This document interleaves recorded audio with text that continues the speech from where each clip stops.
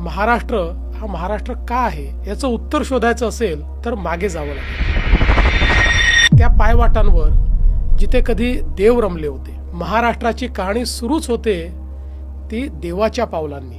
रामायणात याचा उल्लेख आहे. वनवासात असताना श्रीरामांनी दंडकारण्यात प्रवेश केला. आजच्या विदर्भात आणि नाशिकच्या भागात घनदाट जंगलांचा विस्तार होता. पंचवटी सर्वज्ञात अशा प्रकारचा परिसर.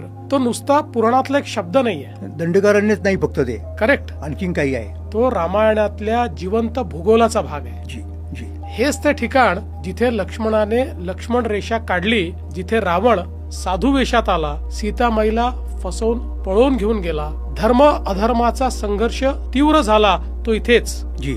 परवा कुंभमेळ्याच्या तयारीला गेलो होतो तेव्हा हा इतिहास डोळ्यासमोर उभा झाला माझ्या. सत्याचा जय होत असतो हे राम रावणाच्या युद्धाचे सार आपण वर्षानुवर्ष सांगत आलो आहोत. महाभारतात सुद्धा महाराष्ट्राचीच भूमी आहे. विदर्भ हा तो भाग आहे जिथे दमयंतीची गोष्ट घडली. कोकणातील गुहांमध्ये अर्जुन ध्यानात बसला असं लोककथांमध्ये सांगितलं जातं. त्याला दिव्यास्त्र प्राप्त करायची होती.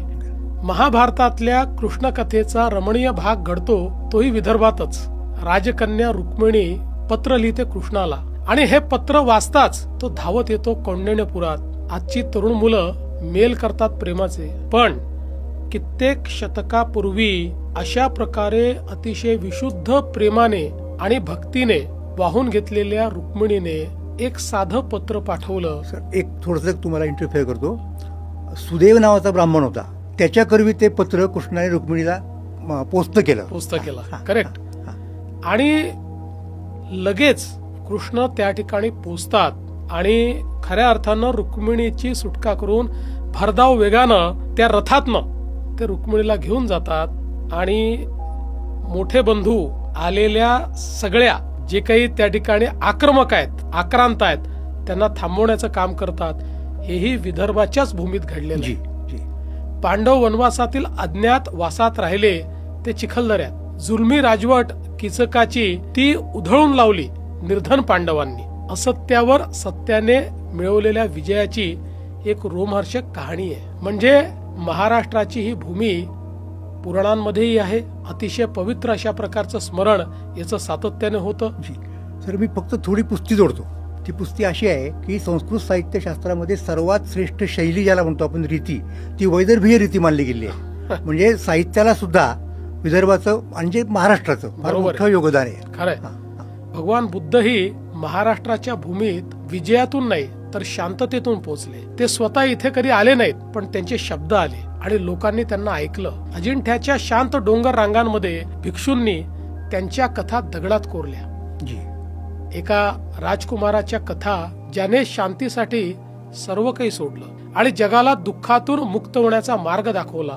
महाराष्ट्राने भगवान गौतम बुद्धांचे शब्द फक्त ऐकले नाहीत, त्यांना जपलं. गुफांमध्ये, स्मृतींमध्ये आणि आत्म्यातही.